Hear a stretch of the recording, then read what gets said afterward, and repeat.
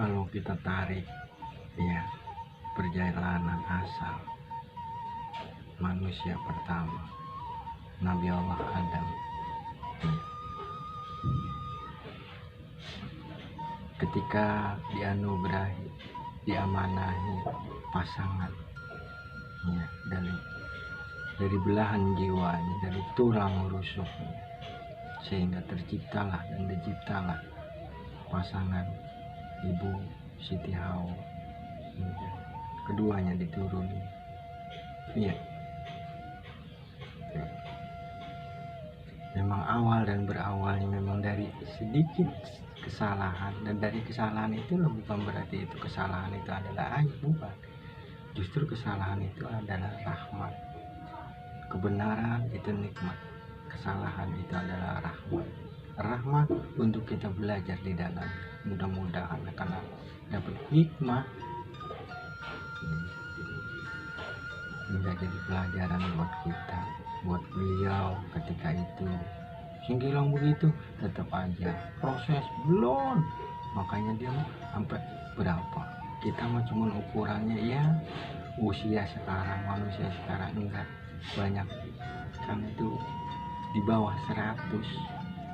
Mereka beliau berapa, 950 900 berapa tahun dia menjalani hidup.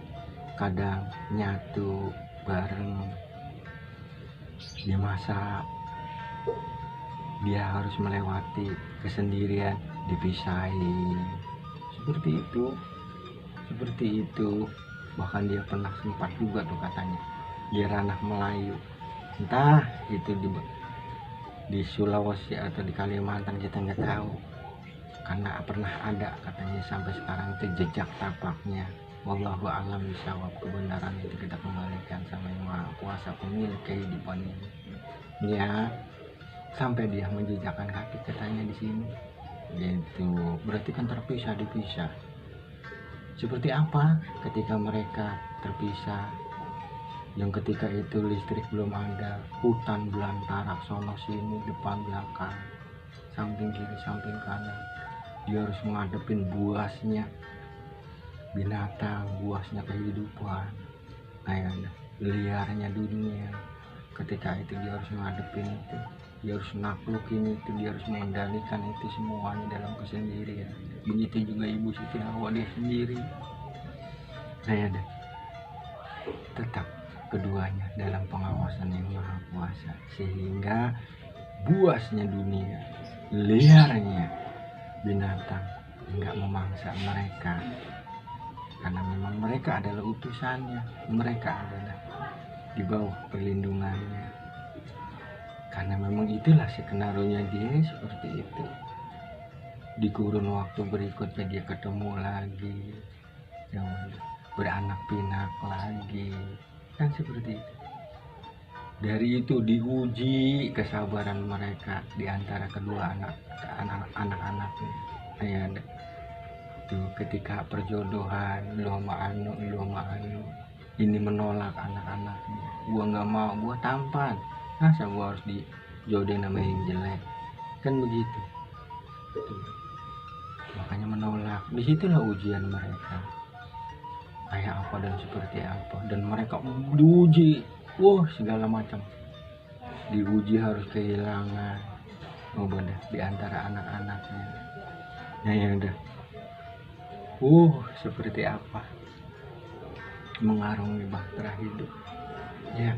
Nah ketika di masa kita sekarang ini pun kita udah nggak kaget lagi. Karena apa? Karena kita jauh sebelum itu kita dituntun untuk membaca sejarah sirah beliau, sirah para pendahulu. Makanya diturunkanlah yang tersurat, kitabullah yang tersurat. Agar apa? Agar jadi tanda dan pelajaran situ, agar kita nggak lagi kaget, jadi penuntun, jadi penerang, jadi cahaya, jadi nasihat untuk kita. Makanya sekarang ya alhamdulillah kita diberikan pemahaman situ tuh, jadi nggak kaget lagi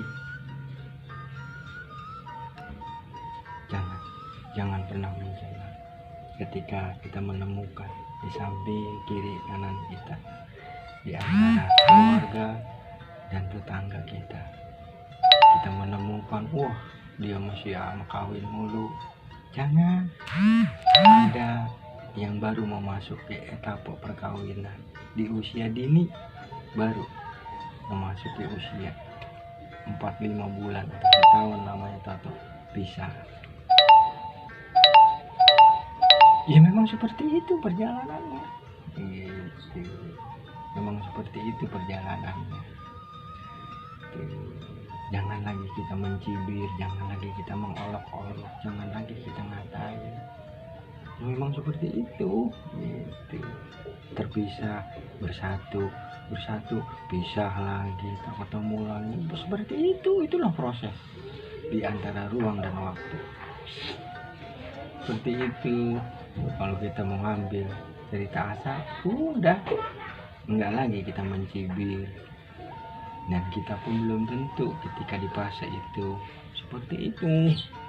Ujung meneng pengen kita pengen hidup selamanya, mau kita, tapi disadari atau tidak disadari bahwasannya kita atas izinnya kita hidup, kita ada, bukan atas kehendak kita dewet, apalagi orang tua. Bukan maunya orang tua, bukan kehendaknya orang tua, bukan keinginan orang tua. Orang tua cuma berusaha, berupaya ketika mereka dipersatukan, dipertemukan jodoh, dia bina di antara kurang dan lebih, di antara siang dan malam, di antara nafsu dan pemikiran mereka, di antara doa mereka, kan gitu. Sehingga diturunkanlah kepercayaan berupa amanah, sehingga lahirlah kita, tuh dirawat, diasuhnya kita. Berarti orang tua kedudukannya bahwasannya dia adalah wakil utusan yang maha kuasa, yang diutus, yang diamanah, yang salah satu membawa amanahnya. Berarti seapapun kita harus menjunjung tinggi orang tua,